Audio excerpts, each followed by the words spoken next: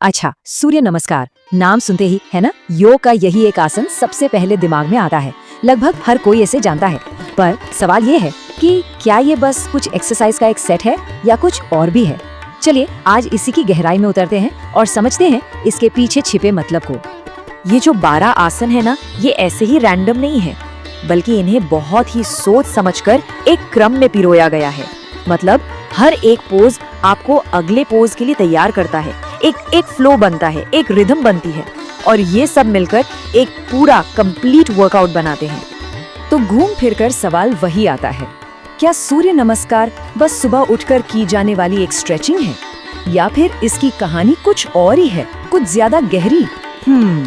इसका जवाब ढूंढने के लिए हमें इसके हर एक पहलू को देखना पड़ेगा। 12 का एक क्रम। तो चलिए इस सफर में आगे बढ़ते हैं और सबसे पहले इसके बेसिक स्ट्रक्चर को ही समझ लेते हैं। देखिए, इस प्रैक्टिस के पीछे एक बहुत गहरी फिलॉसफी है। ये माना जाता है कि इंसान जो है वो 3 चीजों से मिलकर बना है, हमारा शरीर, हमारा मन और हमारी आत्मा। और सूर्य नमस्कार की खूबसूरती यही है कि ये इन तीनों, जी हाँ, तीनों लेवल्स पर एक साथ काम करता है, शरीर, खिंचाव और मजबूती। अच्छा, तो सबसे पहले बात करते हैं पहले डायमेंशन की, यानी हमारे शरीर की। देखते हैं कि ये प्रैक्टिस फिजिकली हम पर क्या असर डालती है, और यकीन मानिए इसका असर बहुत गहरा होता है। इस पूरे सीक्वेंस की सबसे खास बात है इसका फ्लो, इसकी रिदम। इसमें होता क्या है, एक के बाद एक आप कभी आगे झुकते हैं, कभी पीछे, और इस मूवमेंट से आपकी रीढ़ की हड्डी मतलब पूरी स्पाइन को एक जबरदस्त स्ट्रेच मिलता है। ये एक बहुत ही यूनिक और असरदार तरीका है पूरी बॉडी में फ्लेक्सिबिलिटी लाने का। और इस रिदमिक स्ट्रेचिंग के फायदे भी जबरदस्त हैं।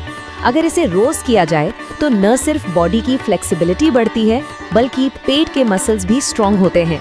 और सबसे इंटरेस्टिंग बात, ये अच्छी नींद लाने और मन को शांत रखने में भी बहुत मदद करता है। मन शांत और केंद्रित। चलिए अब शरीर से आगे बढ़कर इसके दूसरे पहलू पर आते हैं, यानी हमारे मन पर। देखते हैं कि इसके साइकोलॉजिकल इफेक्ट्स क्या हैं। यहाँ एक बहुत पावरफुल कंपैरिजन है।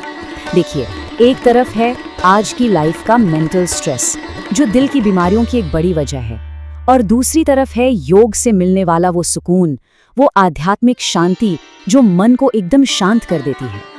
तो पॉइंट ये है कि योग सीधा एंजाइटी के फिजिकल लेवल पर असर करता है। मतलब ये प्रैक्टिस मन को शांत करने और मेंटल हेल्थ को सुधारने में डायरेक्टली हेल्प करती है। आत्मा, एक प्राचीन गूंज। और अब आते हैं इसके फाइनल डायमेंशन पर, जो इस प्रैक्टिस को इसकी पुरानी स्पिरिचुअल जड़ों से जोड़ता है। सूर्य नमस्कार, इस शब्द का मतलब ही है सूर्य को प्रणाम करना। तो ये सिर्फ एक एक्सरसाइज नहीं है, ये असल में सूर्य देव की उपासना का, उनकी पूजा का एक तरीका है। और ये प्रैक्टिस भारत की बहुत ही पुरानी और गहरी परंपरा का हिस्सा है। इसकी जड़ें आपको ऋग्वेद जैसे सबसे पुराने पवित्र ग्रंथों में मिलेंगी।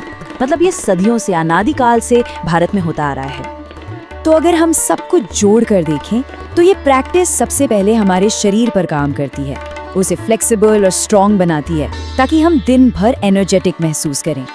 फिर इसके साथ साथ ये हमारे मन को शांत करती है, उसे फोकस करना सिखाती है, जिससे हमें आज की भाग दौड़ वाली जिंदगी के स्ट्रेस से राहत मिलती है।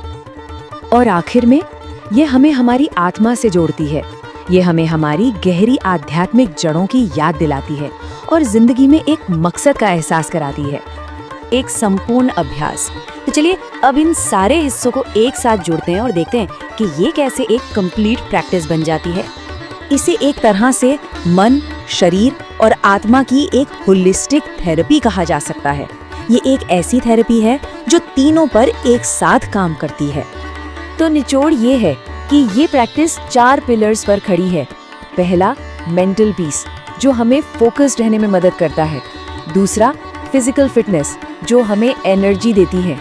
तीसरा, इमोशनल बैलेंस, जिससे हमारे रिश्ते सुधरते हैं। और चौथा, स्पिरिचुअल अवेयरनेस, जो हमारी जिंदगी को एक मीनिंग देती है।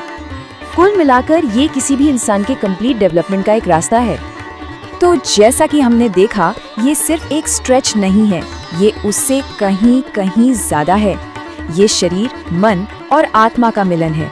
अब सवाल बस इतना है कि अगली सुबह सूरज का स्वागत किस अंदाज में किया जाएगा।